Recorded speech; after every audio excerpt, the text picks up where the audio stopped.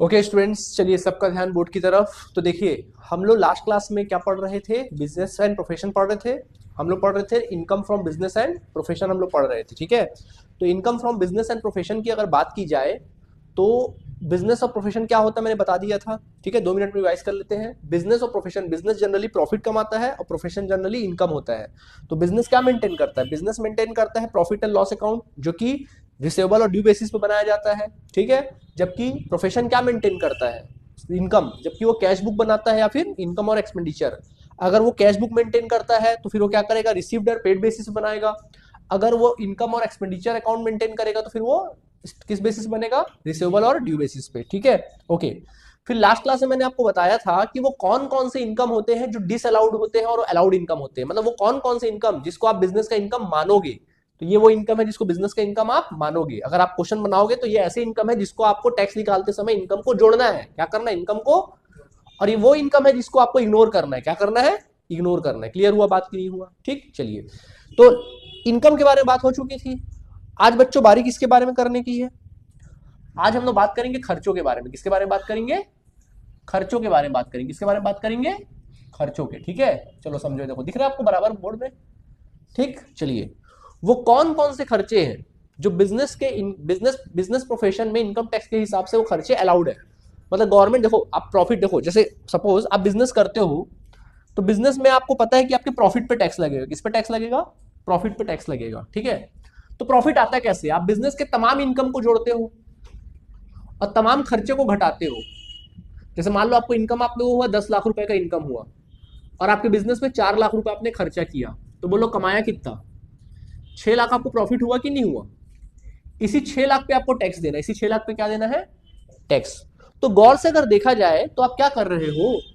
Income में से खर्चे घटा रहे हो कि नहीं घटा रहे हो? तो जैसे कि मैंने आपको बताया था, कुछ ऐसे इनकम होते हैं जो बिजनेस के इनकम होते हैं, तो उसको जोड़ोगे। और कुछ ऐसे भी इनकम होते हैं जो बिजनेस के इनकम नहीं होते हैं, तो उसको क्या करोगे आप? अरे उसको छोड़ दोगे, उसको नहीं लिखोगे, उसको नहीं लिखोगे इनकम को। वैसे ही खर्चे भी घटाते हैं। अब कुछ खर्चे ऐसे होते हैं जो आपके बिजनेस के खर्चे होते हैं, जो माना जाता है कि वो बिजनेस के खर्चे हैं। और कुछ ऐसे खर्चे होते हैं जो माना जाता है कि बिजनेस के खर्चे नहीं है। बिजनेस के खर्चे नहीं है। अब कैसे करोगे भैया? बिजनेस के खर्चे नहीं है। तो रूल कहता है, क्या कहता है? रूल कहता है कि आपको, रूल कहता है आपको, एक सेकेंड यार, कहां से आ गया? एक सेकेंड, इसको हटाना पड़ेगा। बैक कैसे आ गया सामने? इसको हटाओ, इधर साइड करो। हाँ ठीक है। तो देखिए, और कहाँ है? अच्छा ये भी है क्या? सामने बैक, इसको पीछे ही रहने दो। हाँ, तो ये बाद में बात करेंगे इसके बारे में अपन लोग। हाँ, पहले इसकी बात कर रहा हूँ मैं। तो वो कौन कौन से खर्चे जो बिजनेस के हिसाब से अलाउड है? तो ऐसे खर्चे जो बिजनेस से रिलेटेड होते हैं, सुन रहे हो? ऐसे खर्चे जो बिजनेस से रिलेटेड होते हैं वो अलाउड है। तो देखो, ये सारे खर्चे अलाउड खर्चे। देखो मैं क्या बात कर रहा हूँ अभी? अलाउड एक्सपेंसेस के बारे में बात कर रहा हूँ, वो खर्चों के बारे में बात कर रहा हूँ जो बिजनेस के हिसाब से क्या है? अलाउड है। अगर ऐसे खर्चे दिखे तो आपको घटाना है। बिजनेस के खर्चे देखो क्या क्या खर्चे, पहला पढ़ो। अलाउड खर्चे: rent, rates and taxes, repairs and insurance of business building. मान लो आपका बिजनेस है, उसका बिल्डिंग है, उस बिल्डिंग का अगर आपने रेंट दिया होगा, कोई टैक्सेस वगैरह दिया होगा, कोई रेट्स दिया होगा, यानी म्यूनिसिपल टैक्स वगैरह पेड किया होगा, बिल्डिंग का रिपेयर कराया होगा, इंश्योरेंस कराया होगा, अगर आपने बिजनेस के बिल्डिंग से रिलेटेड कोई भी खर्चा किया होगा, वो बिजनेस का है कि नहीं है? तो वो अलाउड है, बशर्ते वो कौन सा बिजनेस, कौन सा बिल्डिंग होना चाहिए? बिजनेस का होना चाहिए। अगर आपने बिजनेस के बिल्डिंग के ऊपर कोई भी प्रकार का खर्चा किया है तो वो बिजनेस का खर्चा माना जाता है और वो बकायदा आपको अलाउड होता है। क्या होता है? अलाउड होता है। गवर्नमेंट बोलती है कि हाँ भाई, इस चीज को आप घटा सकते हैं। क्लियर हुआ कि नहीं हुआ? ठीक, next. Repair and insurance of plant and machinery and furniture. अगर आपने अपने बिजनेस के प्लांट, मशीनरी या फर्नीचर का रिपेयर कराया है तो उसको भी आप घटा सकते हैं। ठीक। Depreciation on fixed assets. क्या है? Depreciation on fixed assets. आपको पता है कि आपके बिजनेस में तरह तरह के क्या होते हैं? फिक्स्ड एसेट्स होते हैं, और उसके वैल्यू में कमी भी आती है, उसको क्या बोलते हैं? डेप्रिसिएशन। अब होता है कि डेप्रिसिएशन आपने पढ़ा होगा कि किसी एसेट्स पे आप अलग रेट से डेप्रिसिएशन लगाते हो, किसी एसेट्स पे आप अलग रेट से डेप्रिसिएशन लगाते हो। सब में अलग अलग परसेंटेज से डेप्रिसिएशन लगाते हो कि नहीं लगाते हो? तो जब परसेंटेज से डेप्रिसिएशन लगाते हो तो सब बिजनेस वाले क्या करेंगे? अलग अलग डेप्रिसिएशन लगाएंगे। कोई 10% लगाएगा, कोई 20% लगाएगा, कोई 40% लगाएगा, कोई 50%, कुछ भी लगाएगा। और टैक्स से बचने के चक्कर में लोग क्या कर सकते हैं? अपने डेप्रिसिएशन का रेट को बढ़ा के दिखा सकते हैं। जहां लगाते 10% है वहां 15% लगा सकते हैं, क्योंकि टैक्स से अगर बचना है तो खर्चा जितना बढ़ा के दिखाओगे उतना आपका इनकम क्या होगा? कम दिखेगा। ये टैक्स की चोरी कर सकते हैं लोग। तो इसलिए गवर्नमेंट ने सीधा बोल दिया कि भाई आप कोई भी टैक्स, कोई भी परसेंटेज लगाते हो आपका मैटर है, आप कोई भी परसेंटेज लगाइए आपका मैटर है, कोई भी डेप्रिसिएशन रेट का इस्तेमाल करिए वो आपका मैटर है, मैं जो बोलूंगा उसको आपको मानना है। तो गवर्नमेंट ने रेट का लिस्ट दे दिया है, डेप्रिसिएशन का रेट का क्या दे दिया है, लिस्ट दे दिया है कि इस एसेट्स पे इतने परसेंट रेट से डेप्रिसिएशन क्या करना है, आपको चार्ज करना है। तो क्या क्या है देखो, पहला बिजनेस बिल्डिंग, अगर कोई बिजनेस बिल्डिंग है उस पर अगर आप डेप्रिसिएशन लगा रहे हो तो उसका रूल है कितना परसेंट, 10%।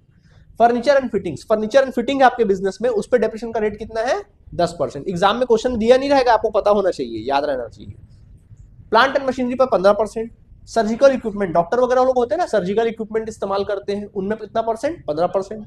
आपके बिजनेस का अगर मोटर कार है तो उस पर कितना परसेंट, 15%। अगर आपका बिजनेस हायरिंग बिजनेस वाला, हायरिंग मतलब टैक्सी वैक्सी का बिजनेस है आपका, और उसमें आपका मोटर कार चलता है तो उसमें 30% का डेप्रिसिएशन लगेगा।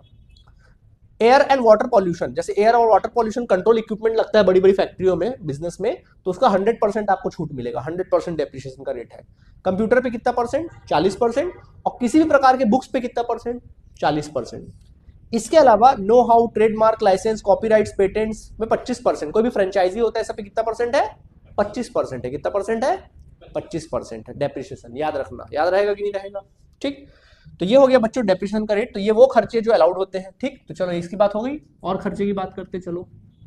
और क्या होगा, ये भी बिजनेस के खर्चे। देखो अभी नेक्स्ट खर्चा ये है आपके सामने, देखो क्या लिखा है, इंश्योरेंस ऑफ स्टॉक। अगर आपके बिजनेस में स्टॉक और आपने उसका इंश्योरेंस कराया तो उस पर कोई खर्च दे रहे होगे तो उसका क्या मिलेगा, आपको छूट मिलेगा। दूसरा, हाँ नहीं, इसका कोई परसेंटेज नहीं, जितना करोगे उतना छूट मिलेगा। Insurance of health of employ, अगर आपके बिजनेस में एम्प्लॉय काम करते हैं और उनका हेल्थ का आपने इंश्योरेंस करा रखा है, या किसी प्रकार का उसका पर्सनल खर्चा आप बियर करते हो एम्प्लॉय लोगों का, अपना नहीं, किसका, एम्प्लॉय लोगों का, तो उसका आपको छूट मिलेगा, वह बिजनेस का खर्चा माना जाएगा, ठीक।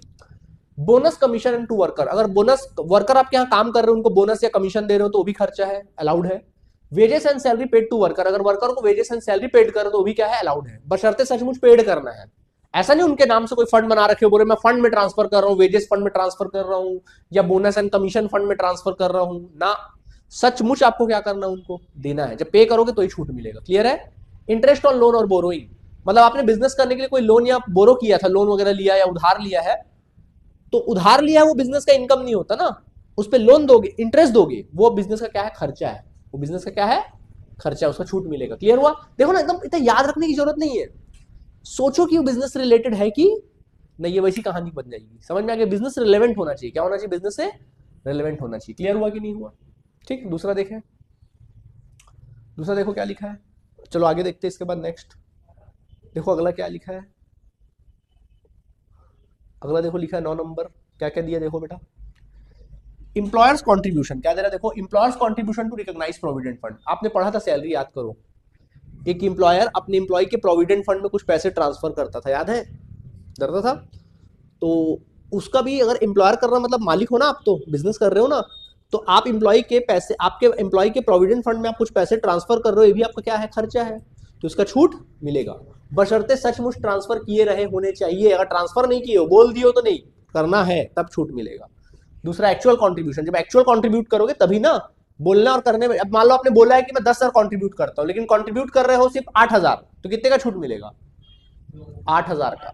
भाई आप बोलते हो कि 10,000 करता हूं, लेकिन करे कितना हो, 8, तो फिर 8 का छूट मिलेगा। कितने का छूट मिलेगा, 8 का, ठीक।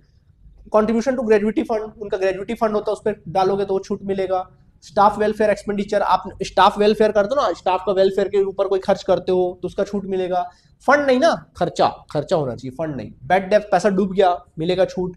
लॉस ऑफ स्टॉक, माल जल गया, चोरी हो गया, छूट मिलेगा। साइंटिफिक रिसर्च एक्सपेंडिचर, अगर आपने बिजनेस को करने के लिए कोई साइंटिफिक रिसर्च करा रखा है, बिजनेस से रिलेटेड, बिजनेस को करने के लिए पर रिसर्च कराते कि नहीं कराते हैं, तो उससे कोई भी अगर आपने साइंटिफिक खर्चा किया है तो उसका भी छूट आपको मिलता है, ठीक। लीगल एक्सपेंसेस, बिजनेस से रिलेटेड कोई आप रूल्स रेगुलेशन कानून का खर्चा करते हो तो उसका भी छूट आपको क्या होता है, मिलता है। प्रोफेशनल टैक्स पेड, अगर आपने कोई, अच्छा सॉरी, आपने कोई sales tax, GST, custom duty, excise duty, मतलब किसी प्रकार का इनडायरेक्ट टैक्स अगर आपने दिया है तो उसका भी छूट आपको मिलेगा। प्रोफेशनल टैक्स पेड, अगर आपने कोई प्रोफेशनल टैक्स पेड किया है तो इसका भी छूट मिलेगा। इंश्योरेंस प्रीमियम, अगर आपने अपने बिजनेस में एनिमल का इंश्योरेंस प्रीमियम था, आपके बिजनेस में कुछ एनिमल्स है, उनका इंश्योरेंस प्रीमियम कराया है तो उसका भी छूट आपको मिलेगा। ट्रांसपोर्ट एंड मार्केटिंग का चार्जेस, अगर आपने ट्रांसपोर्ट पे या बिजनेस के मार्केटिंग पे कोई खर्च किया तो उसका भी छूट आपको मिलता है। क्लियर हुआ कि नहीं हुआ, ये मिलता है छूट आपको, ठीक है, बाकायदा इसका छूट क्या होगा, मिलेगा। क्लियर हुआ, ठीक, डन। चलिए आगे बढ़ते इसके बाद नेक्स्ट। ओके नेक्स्ट, ये हो गया। चलिए आगे देखें और कौन कौन से खर्चे हैं बॉस। तो ये खर्चे आगे देखें, अलाउड खर्चे जो बिजनेस के हिसाब से अलाउड है, तो देखो ये सब खर्चे हैं। फीस टू टेक्निकल कंसल्टेंट, मतलब आप मान लीजिए बिजनेस कर रहे हो और कोई टेक्निकल कंसल्टेंट से कंसल्ट करते हो और उनको कोई फीस देते हो, तो उसका भी छूट आपको क्या होता है, मिलता है। डिस्काउंट अलाउड टू कस्टमर, अगर कस्टमर को आप किसी प्रकार का डिस्काउंट देते हो तो उसका भी छूट क्या होता है, मिलता है। बिजनेस का खर्चा आप खुद बोलना, आप खुद पढ़ के बताओ ना, सुन रहे हो ना, आप खुद बोल देना सर ये बिजनेस से रिलेटेड नहीं है। अगर बिजनेस से रिलेटेड है छूट मिलेगा, बिजनेस से रिलेटेड नहीं होगा छूट नहीं मिलेगा। ओके, ट्रैवलिंग एक्सपेंसेस, भाई बिजनेस करने के लिए आप ट्रैवल करते हो ना इधर से उधर, बिजनेस के पर्पज से माल खरीदना, माल बेचना, बिजनेस का खर्चा छूट मिलेगा। दिवाली, न्यू ईयर और अदर कस्टमरी एक्सपेंडिचर, देखो दिवाली होता है, दशहरा होता है, ईद होता है, क्रिसमस होता है, तो उसमें बिजनेस में बहुत बड़े खर्चे हो जाते हैं, बहुत सारे खर्चे होते हैं, लाइटिंग पे, इस पे, उस पे, पूजा दशहरा में, मुहूर्त पे, तो उसका भी छूट आपको, उस खर्चे का भी छूट आपको मिलता है। एंटरटेनमेंट एक्सपेंसेस, अगर आप कोई एंटरटेनमेंट एक्सपेंसेस करते हो उसका भी छूट आपको मिलता है। एंटरटेनमेंट समझ रहे हो, कस्टमर आता है, कस्टमर का एंटरटेन करते हैं ना, उसका छूट मिलेगा। Audit fees, wages, salary, directors fees, इसका भी छूट आपको क्या होगा, मिलेगा।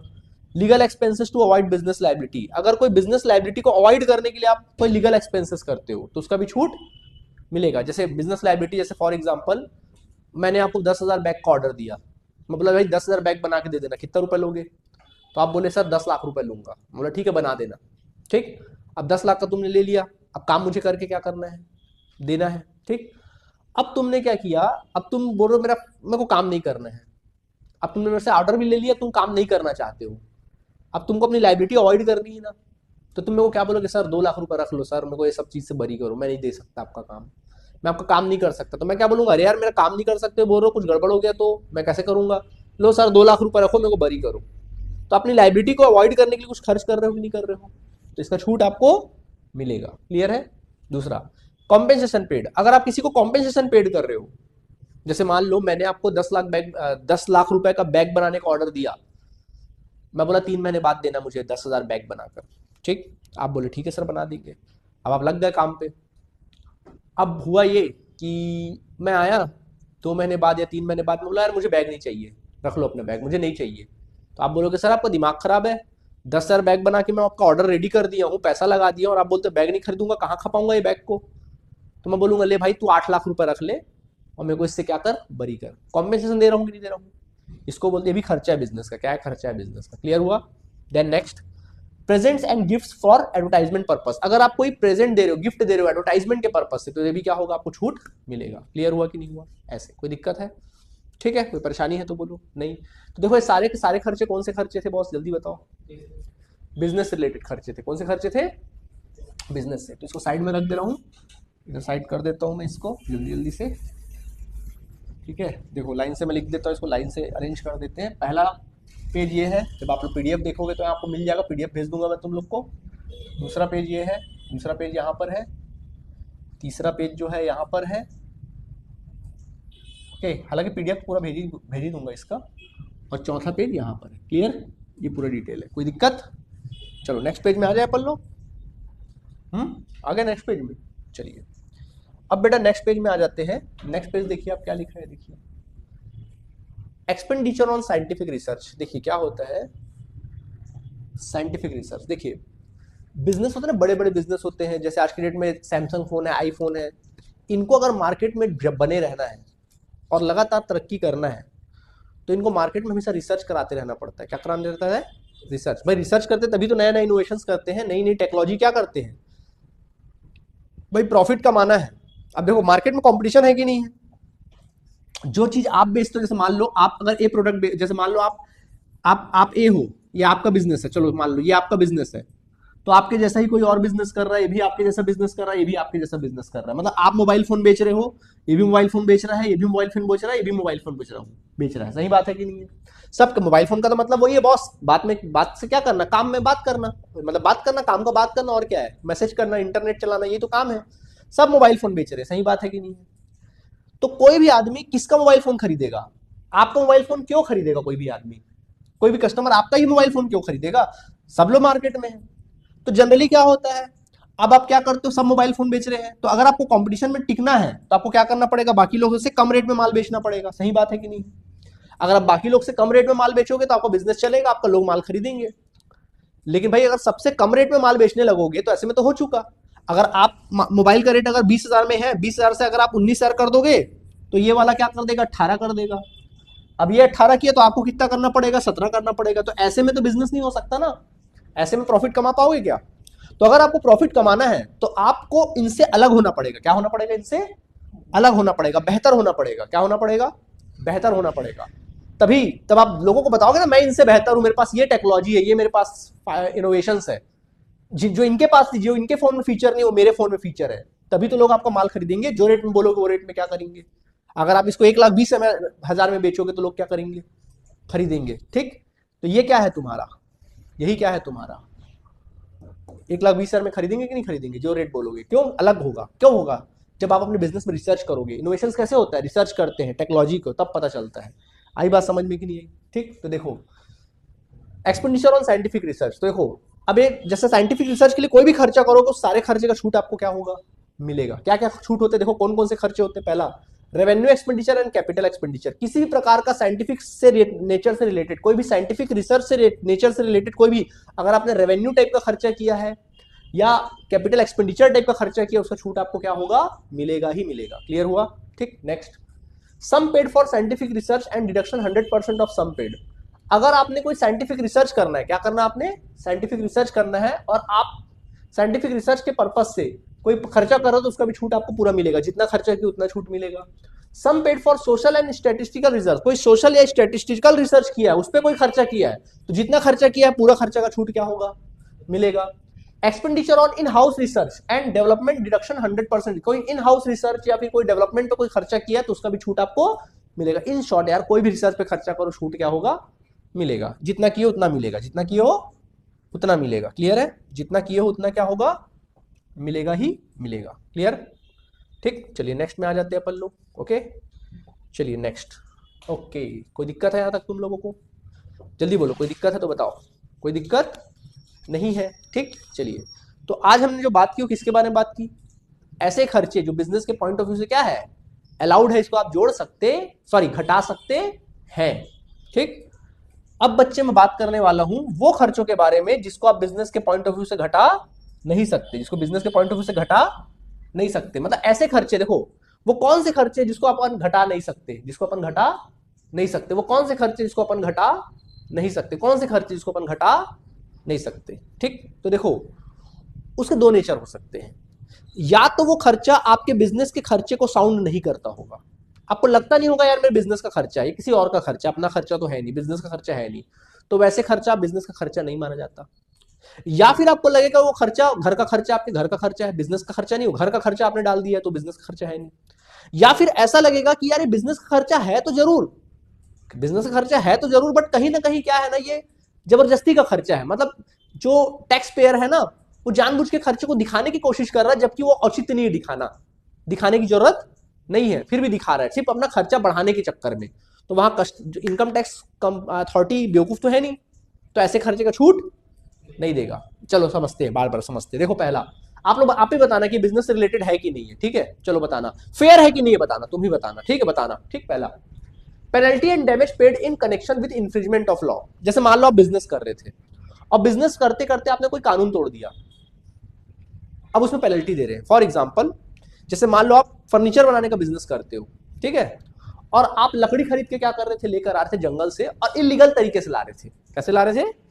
इलीगल तरीके से आप जंगल से लकड़ी काट के क्या कर रहे हो, ला रहे हो, और रास्ते में आपका ट्रक क्या हो गया, पकड़ा गया। अब आपके ऊपर क्या लगा, पेनल्टी लगा कि भैया तुम्हारा ट्रक का माल पकड़ाया, लाओ 1,00,000 रुपए पेनल्टी दो। तो आपने कानून तोड़ा कि नहीं तोड़ा? अब उसका क्या दे रहे हो, पेनल्टी दे रहे हो 1,00,000 रुपए। अब तुम इसका छूट मांगोगे, देखो तुम क्या, देखो बिजनेस का खर्चा लग रहा है कि नहीं लग रहा है, लेकिन फेयर है कि नहीं, जल्दी बताओ, फेयर है कि अनफेयर है? अनफेयर है भाई, ये तुम गलती करो भाई तो तुम्हारी गलती है, कौन बोला था कानून तोड़ने के लिए? अब तुम 1,00,000 रुपए दे रहे हो, उसका छूट मांग रहे हो, क्या छूट देना चाहिए कि नहीं देना चाहिए, आप ही बताइए। सर छूट देना नहीं चाहिए, तो देखो छूट नहीं दिया है, आपका बात देखो मान लिया सरकार ने, छूट नहीं दिया। आगे देखें, डोनेशन एंड चैरिटीज। क्या है डोनेशन एंड? बिजनेस के फील्ड में देखना, कई बार आप डोनेशन देते हो, चैरिटी देते हो, तो एक चीज याद रखना, किसी भी प्रकार का आप डोनेशन दो, चैरिटी दो, अगर प्रधानमंत्री को भी चैरिटी या डोनेशन क्यों ना दो, उसका छूट नहीं मिलता। पूछो क्यों नहीं मिलता, आप बोलोगे सर डोनेशन देना बुरी बात थोड़ी ना है, दे देना चाहिए छूट, नहीं मिलेगा। रीजन इसका ये है कि इसके लिए अलग से एक डिडक्शन का एक सेक्शन बना रखा है।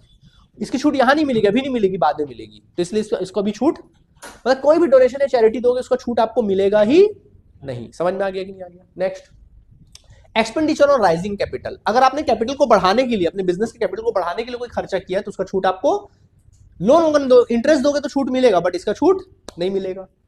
प्रोविजन फॉर बैड डेब्ट्स, देखो पैसा, देखो बैड डेब्ट्स का मतलब क्या होता है, पैसा डूब गया, तो पैसा डूब गया उसको छूट मिलेगा। लेकिन प्रोविजन फॉर बैड डेब्ट्स का मतलब क्या है, पैसा डूबने की संभावना है। अब आप बता रहे हो पैसा डूबने की संभावना है, भैया डूबा नहीं, डूब सकता है, तो बताओ इस फेयर है कि अनफेयर है, जल्दी बताओ। तो इसका छूट नहीं मिलेगा। ओके, प्रीलिमिनरी एक्सपेंसेस, देखो जैसे आप बिजनेस शुरू करते हो ना, तो जब बिजनेस शुरू करते हो तो शुरू करने में बहुत सारे आप खर्चे करते हो बिजनेस को स्टैब्लिश करने में। वो खर्चे बिजनेस के 1 साल के लिए नहीं होते, लाइफ टाइम के लिए होते हैं। कैसे होते हैं? तो वो खर्चा लाइफ टाइम का खर्चा है, धीरे धीरे उसका छूट पाएंगे, तो इसका भी छूट नहीं मिलता। प्रीलिमिनरी एक्सपेंसेस का छूट नहीं मिलता। Okay, provision for contingent liability. Contingent liability का मतलब होता है ऐसा लायबिलिटी जो हो भी सकता है और नहीं भी हो सकता है, और उसके बारे में आपने फंड बना रखा है। क्या बना रखा है? बोल रहे हो कि भाई मैं पैसा वो फंड में डाल रहा हूं क्योंकि वो एक लायबिलिटी मेरे ऊपर जो कर भी सकता हूं, नहीं भी हो सकता मेरे ऊपर, तो क्या ऐसा छूट फेयर है? क्या बताओ, छूट नहीं मिलेगा। Difference in trial balance of debit balance, जैसे मान लो आपने ट्रायल बैलेंस बनाया, क्या बनाया? ट्रायल बैलेंस बनाया, और ट्रायल बैलेंस में जैसा कि पता है कि ट्रायल बैलेंस का टोटल हमेशा क्या आता है? इक्वल आता है। क्या आता है? इक्वल आता है, ठीक है। लेकिन इक्वल नहीं आ रहा, मान लो आपका ये डेबिट साइड है, क्रेडिट साइड है, अब क्रेडिट साइड का 10,000 आ रहा है, इधर का 9,000 आ रहा है, कितने का डिफरेंस आ रहा है? 1,000 का। तो 1,000 का डेबिट दिखा रहा है नहीं दिखा रहा है? उसको सस्पेंस में डाल दिया। कहां डाल दिया? अब इससे छूट मांग रहे हो आप, क्या मिलेगा छूट आपको? छूट आपको नहीं मिलेगा। सुन रहे हो? छूट आपको क्या होगा? नहीं मिलेगा। समझ में आ गया कि नहीं आ गया? वो बिजनेस से रिलेटेड नहीं है। अगला है expenses of personal expenses, drawings, LIC, unit link insurance plan, PPF etcetera. अगर आप कोई भी ऐसा खर्चा जो आपके पर्सनल नेचर का है, कोई ड्राइंग्स करते हो, कोई लाइफ इंश्योरेंस कॉर्पोरेशन को आप प्रीमियम पे करते हो, या अपना इंश्योरेंस कराते हो, या अपने प्रोविडेंट फंड में पैसा जमा करते हो, पब्लिक प्रोविडेंट फंड में, इंप्लॉय के नहीं अपने प्रोविडेंट फंड में जमा करते हो, तो इसका छूट आपको नहीं मिलेगा। Expenses related with other heads of income, ऐसा खर्चा, ऐसा कोई खर्चा जो किसी अदर हेड से रिलेटेड है, सैलरी से रिलेटेड है, या हाउस प्रॉपर्टी से रिलेटेड है, या PGB कैपिटल गेन से रिलेटेड है, या फिर अदर सोर्सेज से रिलेटेड है, ऐसा खर्चा जो बिजनेस का खर्चा नहीं है, तो उसका छूट आपको नहीं मिलेगा। कंट्रीब्यूशन टू पॉलिटिकल पार्टी, अगर आपने कोई पॉलिटिकल पार्टी को डोनेशन दिया है या कुछ पैसे दान में दिए हैं, तो उसका छूट आपको नहीं मिलेगा। अब देखो कॉमन सेंस की बात है कि नहीं? बिजनेस के खर्चे हैं क्या? लग रहे क्या बिजनेस खर्चे हैं? आपको पढ़ के एक ही चीज लगा होगा, या तो बिजनेस के खर्चे नहीं है, या तो पर्सनल खर्चा है, या फिर तीसरा लगा होगा लग तो रहा है बिजनेस का खर्चा है बट वो फेयर नहीं है, घटाना फेयर नहीं है। समझ में आ गया? जैसे फंड वंड में डाल रहे भैया, फेयर थोड़ी ना है। क्लियर हुआ कि नहीं हुआ बेटा? हो गया क्लियर? ओके, नेक्स्ट चलिए अब इसके बारे में बात करते हैं। चलिए देखिए अगला है, ये देखिए और भी खर्चे की बात करते हैं। क्या क्या खर्चा देखें? कंट्रीब्यूशन टू पॉलिटिकल पार्टी बोल दिया मैंने। Expenditure expenses for political saviour, देखो अगर कोई एडवर्टाइजमेंट खर्चा, अगर एडवर्टाइजमेंट अपने बिजनेस के लिए कर रहे हो तो उसका छूट आपको क्या होगा? मिलेगा। लेकिन अगर कोई खर्चा आप पॉलिटिकल पॉइंट ऑफ व्यू से कर रहे हो, अभी आप कोई दूसरे पॉलिटिकल पार्टी से उसका एडवर्टाइज कर रहे हो, देखते हो ना बैनर छपवा देते हैं, क्या होगा? बिजनेस का खर्चा है, छूट नहीं मिलेगा। Donation, gift, subscription if not related to business, ऐसा कोई डोनेशन या गिफ्ट देते हो जो बिजनेस से रिलेटेड नहीं है, उसका छूट आपको क्या होगा? नहीं मिलेगा। इंटरेस्ट ऑन ओन कैपिटल, खुद के कैपिटल पे इंटरेस्ट देते हो, खुद के, तो उसका भी छूट, भाई अपने कैपिटल पे इंटरेस्ट दे रहे हो ना, छूट नहीं मिलेगा। Own salary, commission and wages, fees and remuneration, खुद को सैलरी देते हो, क्या बोलते हो? जैसे आपने खर्चे में दिखा दिया मैनेजर को मैंने कमीशन दिया है, या मैनेजर को मैंने सैलरी दिया है, तो इनकम टैक्स एक्ट क्या बोलेगा? हाँ भाई ले ले छूट। बाद में पता चल रहा है मैनेजर खुद मालिक है, तो अपने आप को कमीशन या सैलरी वैलरी दे रहा है, तो ऐसा सही बात है क्या? तो इसका छूट आपको नहीं मिलेगा। Transfer to general reserve, transfer to क्या बोल रहे हैं? General reserve. जनरल रिजर्व में कुछ पैसे फंड में ट्रांसफर कर रहे हो, तो भैया उसका भी छूट, क्या वो खर्चा हो रहा है क्या? मैंने क्या बोला? कोई भी फंड में अगर पैसा ट्रांसफर कर रहे हो, छूट नहीं मिलेगा। कंपटीशन स्टॉपिंग एक्सपेंसेस, अगर आप कोई कंपटीशन को कम करने के लिए, खत्म करने के लिए खर्च कर रहे हो, उसका भी छूट नहीं मिलेगा। जैसे मान लो आपने समोसे का टपरी डाला हुआ है कहीं पे, बढ़िया आपका बिजनेस चल रहा है, लोग आके समोसा खा रहे हैं आपके यहाँ, मस्त बिजनेस चल रहा है। आपका एक दोस्त आया, देखा, अरे यार ये तो बड़ा अच्छा कमा रहा है, चलो मैं भी एक समोसे का टपरी डाल देता हूँ। तो अगले दिन आपके दुकान के सामने उसने भी क्या कर दिया? समोसे की टपरी डाल दिया। आपको कंपटीशन बढ़ गया कि नहीं बढ़ गया? आपको लगा खराब, आप अपने दोस्त के पास गए, बोले अपना टीन टप्पर उठा यहाँ से निकल, वो बोला आजाद भारत है भैया, आजाद भारत है, जो जिसको चाहिए वो बिजनेस कर सकता है, तू कौन होता है रोकने वाला? तो तुमने बोला भाई तू अगर मेरा दुकान खोलेगा, मेरा दुकान कैसे चलेगा, मेरे कस्टमर क्या हो जाएंगे, बढ़ जाएंगे। तो तुमने बोला अच्छा एक काम कर, तुमने बोला एक काम कर, 2 लाख रुपए रख और अपना टीन टप्पर उठा और यहाँ से निकल। वो मान गया। तो क्या हो गया, मतलब कंपटीशन को स्टॉप करने के लिए आपने क्या दिया, पैसा दिया। क्या बिजनेस का फेयर खर्चा है? नहीं है, तो छूट नहीं मिलेगा। Income tax paid, income tax paid करोगे तो बेटा इनकम टैक्स पेड याद रखना, इनकम टैक्स जो पेड करते हैं ना पर्सनल नेचर का खर्चा होता है। कैसा खर्चा होता है? और पर्सनल खर्चे कभी छूट नहीं मिलता, आप जानते हैं, तो छूट नहीं मिलेगा। Provision for income tax, provision for income tax, कोई भी इनकम टैक्स रिलेटेड कोई भी खर्चा हो छूट नहीं मिलेगा। हाँ, इनकम टैक्स भरने के लिए अगर आप कोई खर्च कर रहे हो, ऑडिट फीस दे रहे हो, उसका छूट मिलेगा, लेकिन इसका छूट नहीं मिलेगा। Interest on loan for repayment of income tax, अगर आपने इनकम टैक्स पे करने के लिए कोई लोन लिया है और उस पर इंटरेस्ट भी पे कर रहे हो या रीपेमेंट भी कर रहे हो, उसका छूट आपको नहीं मिलेगा। ठीक। Expenses on issue of shares and debenture, अगर आपने शेयर या डिवेंचर इशू किया बिजनेस का और उस पर खर्च किया तो उसका भी छूट आपको नहीं मिलेगा। And then goodwill written off, कोई गुडविल रिटर्न ऑफ भी किया है तो उसका भी छूट आपको नहीं मिलेगा। समझ में आ गया? तो लिस्ट मैंने दे दिया आपको, सारा कॉन्सेप्ट खत्म हमारा, सारी बात बता दिया कि किस पे खर्च, कौन कौन सी इनकम को जोड़ना है, कौन कौन सी इनकम को जोड़ना नहीं है, कौन कौन से खर्चे को आप घटा सकते हैं, कौन कौन से खर्चे को आप घटा नहीं सकते। देखो पूरा रूल बता दिया कि नहीं बता दिया। ये रूल्स को अच्छे से पढ़ो। कल से हम लोग क्या करेंगे, प्रैक्टिकल क्वेश्चंस करेंगे। क्या करेंगे? प्रैक्टिकल क्वेश्चन करेंगे कल से। समझ में आ गया? चलिए, तो आज के इतना काफी है, चलेगा? चलिए, तो पहले इसको नोट कर लेना, साइड में इसको भेज देता हूँ तुम लोग को। चलिए, थैंक यू बच्चों, नोट कर लेना।